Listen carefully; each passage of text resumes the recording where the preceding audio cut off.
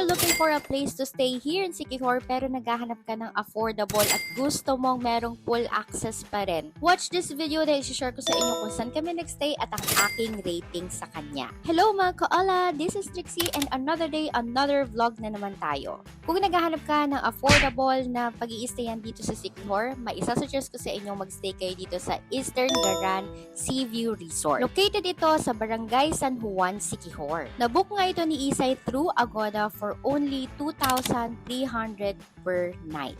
At lumalabas 1,150 lang yan per pax. Nag-book siya through Agoda at pwede ka pang kuha ng cashback through Shopback.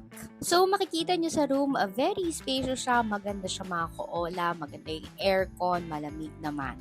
Medyo mahina nga lang yung wifi pero okay naman yung data.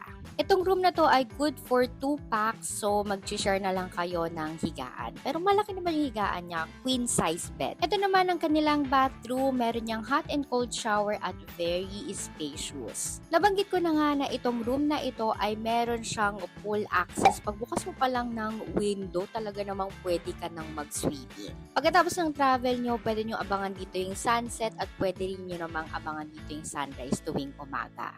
Ano nga ba yung mga kinukonsider ko para masabi kong maganda ang pinag-i-stayan? Number 1, gusto ko malinis. 2, gusto ko yung staff very accommodating. At 3, gusto ko yung area malapit sa mga pupuntahan. At nakuha naman ng Eastern Garan itong mga tatlo na gusto ko. Very Instagrammable sa mga koola, malinis at maluwag ang area. Meron din silang ino-offer ng mga food so pwede kayong magpaluto sa kanila. Maganda yung lugar mga koola, very maluwag siya at nung pumunta kasi kami, hindi siya peak season so hindi ganun kadami yung nag-i-stay dito. Kung gusto niyo mag-book dito through Agoda, look for, ito ilalagay ko na lang dito sa screen.